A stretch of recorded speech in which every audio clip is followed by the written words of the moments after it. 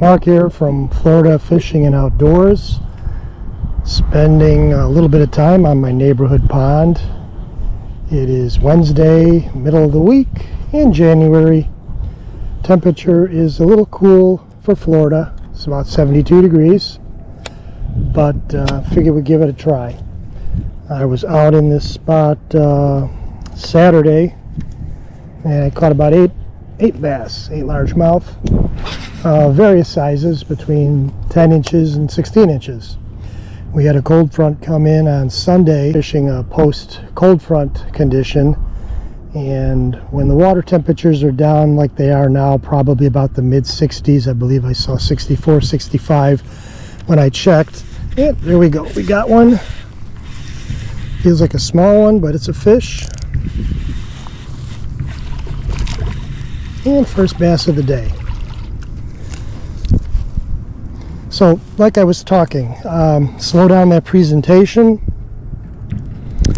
and the fish are a lot more lethargic this time of the year with the cooler water temps, and slowing that presentation down definitely will induce them to be more likely to bite. So we'll let this guy go.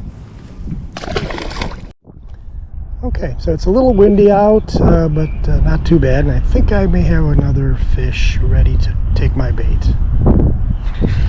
Nope, just missed him. Nope, he's still there.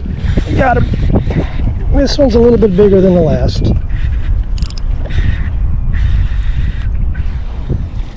And he's gonna, yeah, he's a little bit bigger.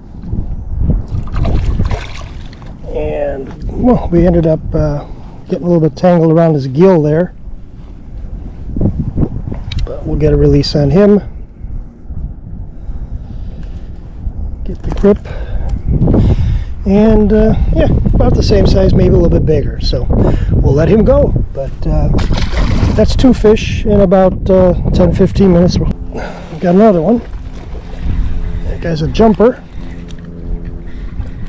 and a little bit bigger than the last. So that's number 3, and he is cold. That water's chilly. What I like to do on these ponds is take a walk around. As you can see, there is a lot of shoreline, and I'm fortunate that in my development we have quite a few ponds that have public access to folks in the neighborhood. As far as tackle I'm using today, it's a medium heavy rod. Oh, there we go. Another one. Hey, he took a dive right there. About the same size as the other ones. Cookie cutter bass.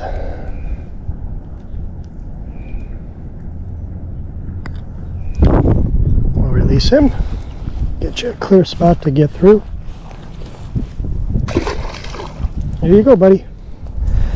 Anyway, as I was mentioning, I am using a medium heavy rod with a fast tip, and I like the fast tip on there because it adds to the sensitivity overall. I'm using braided line, which gives you incredible feel. You can feel any fish tap at it, much less every rock, log, weed that you pull over. So if you haven't fished with braided line, you need to.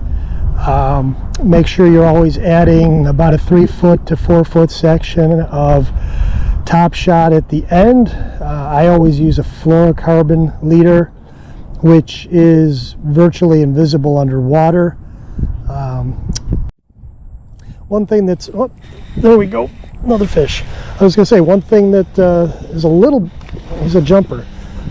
These reeds along the edge of the water make it a little more difficult to feel, because sometimes you end up catching your line on those, but didn't keep us from catching this guy. So not sure how many that is, 5 or 6. They're all about that size. Nothing huge, but certainly a lot of fun, and not a bad way to spend a couple free hours before dinner out on the water here. And just to show you the way I am running this rig today, it's just a Texas rig with a bullet weight. As I mentioned, I've got a glass bead on there that gives you a little bit of a clacking noise on the retrieve. And the knot I tie is usually a Palomar knot, weed hook, worm hook, and I rig it Texas style. And then once it's through, I always like to just kind of pull the bait up a little bit and get that barb in the edge of the worm so it's virtually weedless. And when the fish grabs it, it just pops that right off. So you're not really decreasing any hookups, but you're certainly increasing your odds of getting them by going with a more weedless approach. Okay, we may have another guy, and we do.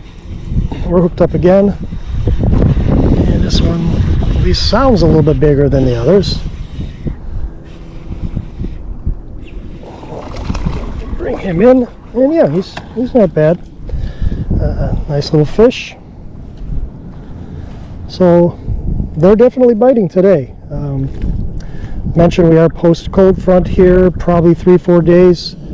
So the smaller ones are starting to hit, and hopefully the big ones will follow suit in the next few days. Well, guys and girls, I think we will call it a wrap. We've been out here for about 2 hours. Managed to catch quite a few little bass that certainly were fun, and it beats sitting home